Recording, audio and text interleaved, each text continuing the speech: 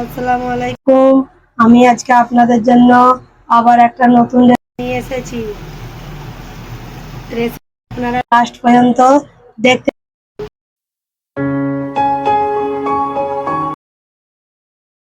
এই রেসিপির জন্য আমি নিয়ে নিয়েছি এখানে 3টি কাশ্মীরি লঙ্কা, আর নিয়েছি টমেটো, আর নিয়েছি আমি পেঁয়াজটা এখানে বেশি পরিমাণে নিয়েছি, কেননা এখানে অর্ধেক পেঁয়াজ আমি লম্বা লম্বা করে স্লাইস করে নেব, আর অর্ধেক পেঁয়াজ আমি ছোট ছোট করে কুচি করে নেব। তাহলে আমি সবজিগুলোকে কেটে নিই। এখানে আমি সব সবজি কেটে নিয়েছি। পেঁয়াজটাকে আমি লম্বা লম্বা করে কেটে নিয়েছি, আর সামান্য পরিমাণ পেঁয়াজ আমি কুচি করে নিয়েছি, আর কাশ্মীরি লঙ্কা আমি লম্বা লম্বা করে কেটে নিয়েছি, আর নিয়েছি এখানে টমেটো কুচি আর চিনেবাদাম। বাদামটা ভাজার জন্য আমি কড়াতে নিয়ে নিয়েছি তেল। তেলটা ভালোভাবে গরম হয়ে গেছে, তেলের মধ্যে বাদামটাকে দিয়ে দেবো।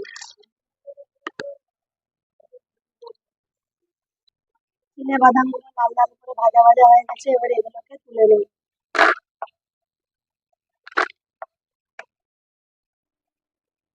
বাদামটাকে ভেজে তুলে নিলাম। এবারে এটাকে ঠান্ডা হতে দেবো। ঠান্ডা হয়ে গেলে এটাকে আমি পেস্ট বানিয়ে নেব। বাদাম ভাজার পরে যে তেলটা বেঁচে গেছিল, ওতেই আমি সবজিগুলোকে ভেজে নেব।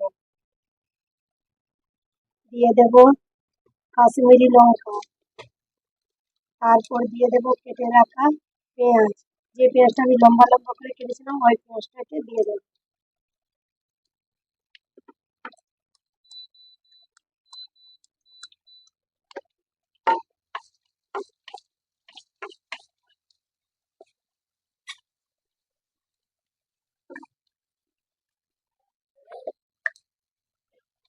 তারপর দিয়ে দেব সামান্য পরিমাণ নুন,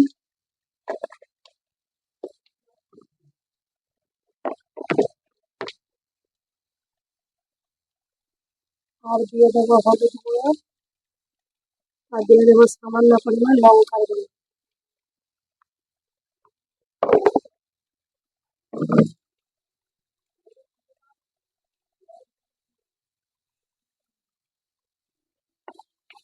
মশলাগুলোকে ভালোভাবে মিশিয়ে নেব।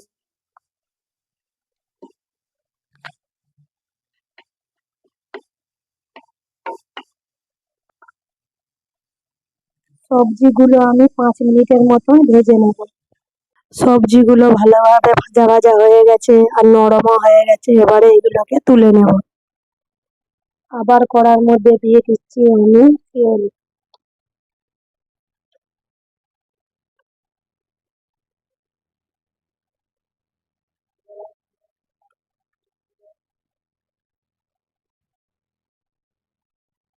তেল ভালোভাবে গরম হয়ে গেছে, এর মধ্যে দিয়ে দেব আমি জিরে।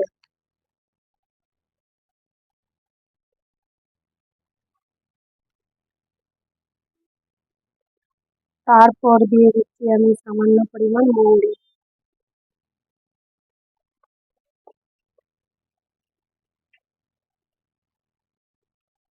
তারপর দিয়ে দেব আমি কালো জিরে। তিনটেকে ভালোভাবে তেলের সাথে নাড়িয়ে নেব।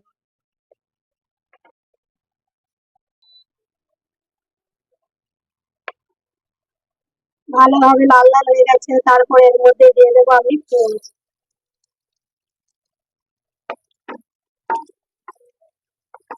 পেঁয়াজকে তেলের সাথে ভালোভাবে নাড়িয়ে নেব।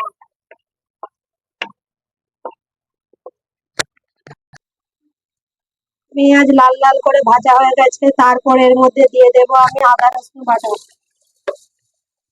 আদা রসুন বাটাটাকে পেঁয়াজের সাথে ভালোভাবে নাড়িয়ে নেব, যাতে কাঁচা গন্ধটা চলে যায়।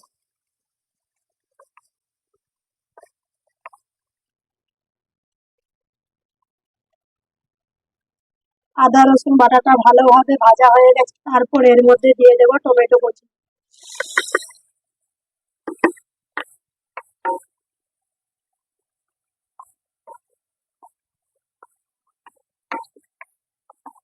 টমেটো কুচি দিয়ে সামান্য একটু নাড়িয়ে নিয়েছি, তারপর এর মধ্যে দিয়ে দেব কিছু গুঁড়ো মশলা। দিয়ে দিচ্ছি এখানে স্বাদ মতন নুন,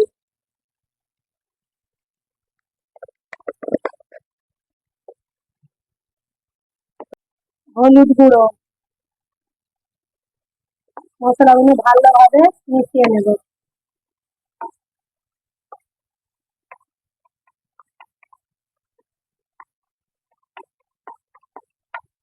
দিয়ে দিচ্ছি ধনের গুঁড়ো। মশলাগুলো যাতে নিচই পুড়ে না যায় তার জন্য দিয়ে দেবো সামান্য পরিমাণ পানি।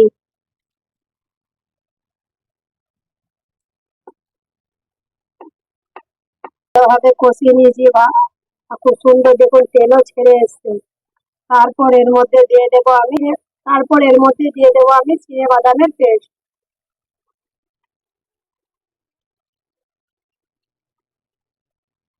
চিনে বাদামের পেস্টটা দিয়ে আরেকবার ভালোভাবে কষিয়ে নেব।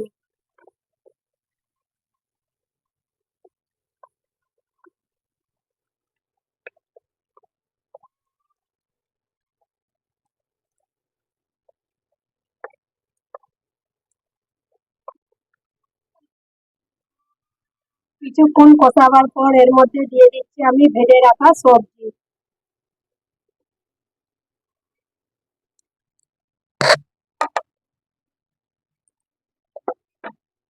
সবজিটাকে মশলার সাথে ভালোভাবে কষিয়ে নেব।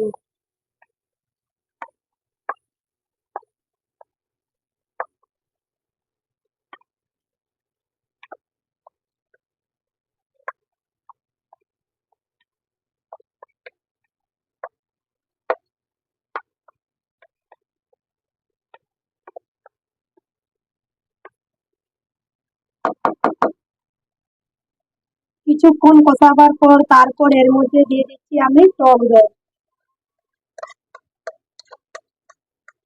এখানে কিন্তু টক দইটা খুব একটা টক হওয়া যাবে না।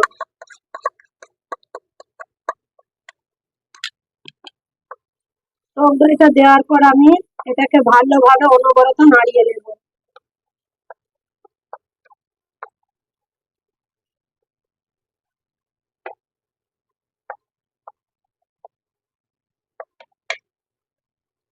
দইটা দেওয়ার পরে আমি আরো 5 মিনিট ভালোভাবে কষিয়ে নিয়েছি।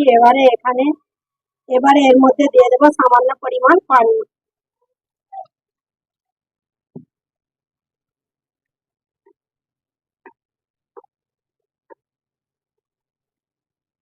পানি তো দিয়ে দিলাম, এবার এটাকে ঢাকা দিয়ে আমি ভালোভাবে এটাকে ফুটিয়ে নেব। ভালোভাবে ভালোভাবে ফুটে গেছে। তারপর উপর থেকে দিয়ে দেবো আমি সামান্য পরিমাণ গরম মশলা গুঁড়ো। এবারে এটাকে নামিয়ে নেব।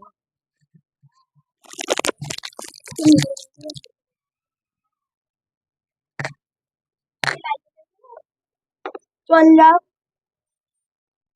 রেসিপিটা তো আপনারা পুরোটা দেখলেন। আপনাদেরকে আমার রেসিপিটা কেমন লাগলো অবশ্যই আমাকে কমেন্টে জানাবেন। আপনারাও বাড়িতে ট্রাই করবেন। এই রেসিপিটা আপনারা ভাতের সাথে, পরোটা বা পুরীর সাথেও খেতে পারেন।